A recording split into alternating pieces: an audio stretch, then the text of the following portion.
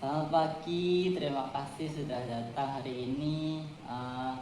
Sebelum kita mulai, izinkan saya memperkenalkan diri terlebih dahulu. Nama saya Muhammad Faribatur Rahman. Saya di sini akan membantu kamu untuk menyelesaikan masalah yang sedang kamu hadapi saat ini. Nah, saya juga ingin menyampaikan beberapa hal yang penting supaya kamu merasa lebih nyaman selama sesi ini. Yang pertama yaitu eh, semua yang kamu ceritakan di sini itu bersifat rahasia. Saya tidak akan menyampaikan atau menceritakan ke siapapun tanpa izin darimu.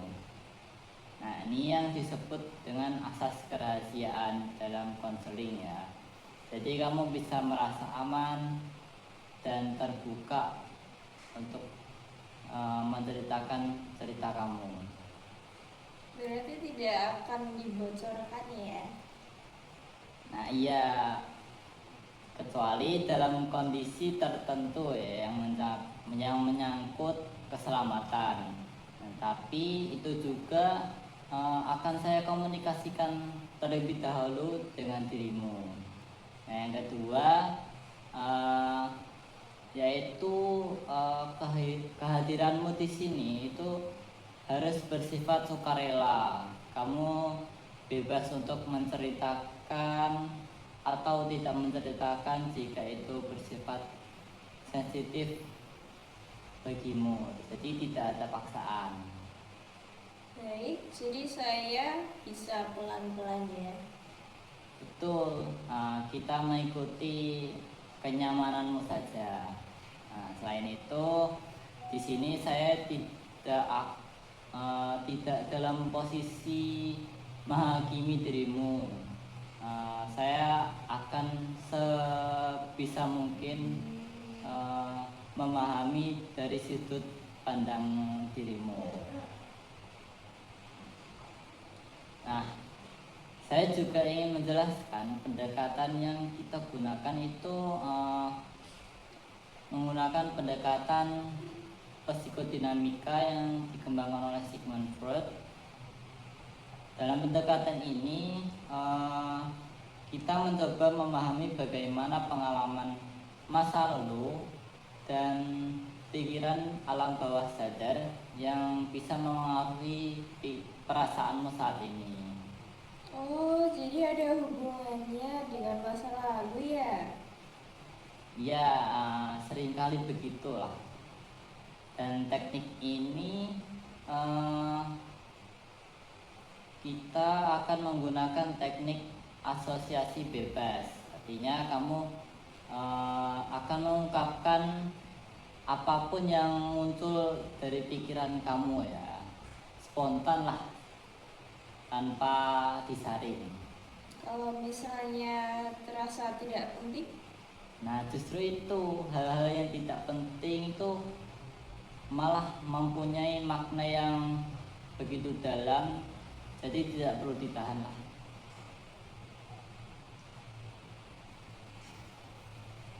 Oke, kita mulai ya. Kalau kamu melihat kondisi dirimu akhir-akhir ini, apa sih yang sering kamu rasakan? Saya sering merasa cemas, terutama kalau harus berinteraksi dengan orang. Cemas seperti apa ya kira-kira? Takut untuk dinilai, takut salah ucap. Kalau kamu mengikuti pikiran itu, kayak takut dinilai. Ini mengarah ke pengalaman apa ya? Langsung ke pikiran waktu sekolah dulu. Mas, coba ceritakan saja seperti apa yang terlintas di pikiran kamu.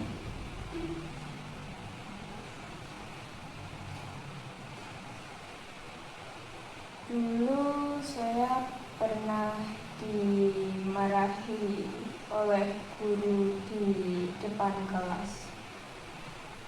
Rasanya sangat sangat sangat malu. Seberapa kuat perasaan itu kalau kamu merasakannya sekarang? Masih sangat kuat seperti kejadiannya baru terjadi tadi.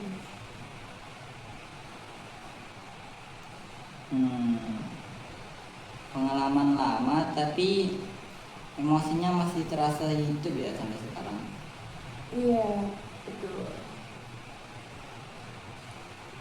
Kalau pikiranmu terus bergerak, setelah itu kamu teringat apa lagi?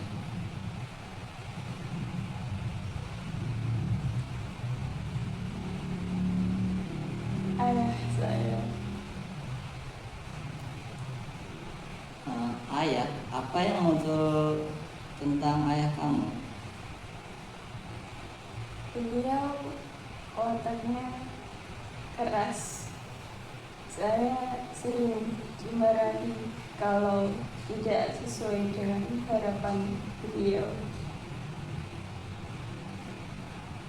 Sepertinya sejak kecil kamu sudah terbiasa berada dalam tekanan untuk tidak melakukan kesalahan. Iya, saya takut untuk berbuat salah. Nah, kalau kamu perhatikan, ada kesamaan antara pengalamanmu dengan ayah dan kejadianmu di sekolah. Apa perasaanmu sekarang?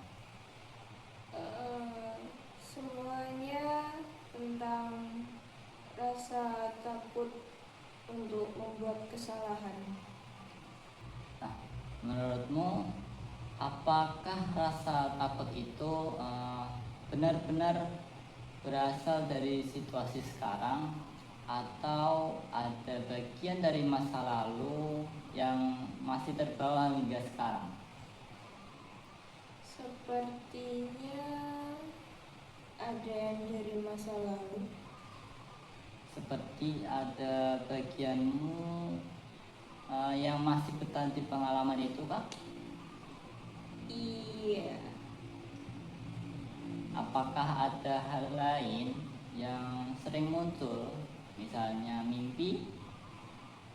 Saya sering mimpi dikejar. Kalau boleh tahu, itu kamu memaknai sendiri dikejar itu seperti apa dalam hidupmu? Seperti dikejar rasa takut atau tuntutan untuk menjadi sempurna.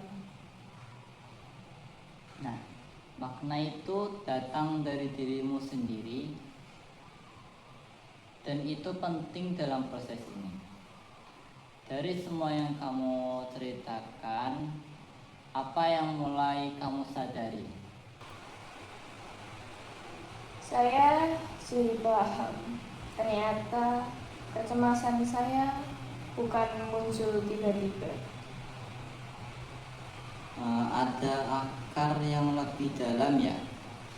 Iya, dan saya baru menyadarinya sekarang. Bagaimana perasaanmu terhadap ayahmu sekarang? Saya sebenarnya marah, tetapi juga merasa bersalah. Jadi ada dua perasaan yang saling bertentangan ya? Iya, Nah, itu sangat manusiawi sih. Dalam diri kita sering ada konflik seperti itu. Dengan pemahaman ini, bagaimana kamu melihat dirimu sekarang? saya jadi sadar kalau saya terlalu keras pada diri sendiri.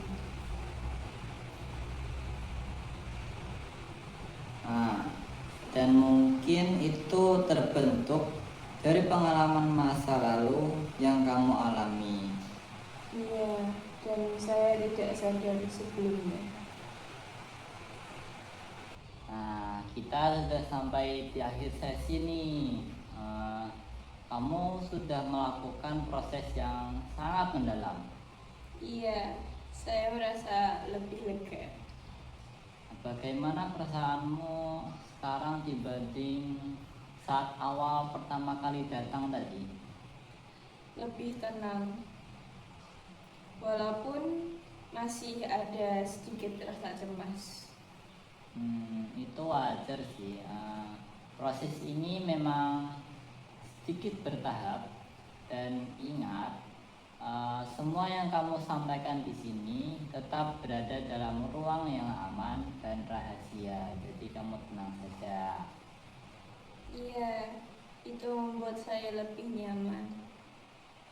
Terima kasih atas keterbukaanmu hari ini. Kita bisa lanjutkan di sesi berikutnya. Baik, terima kasih. Ya, sama-sama.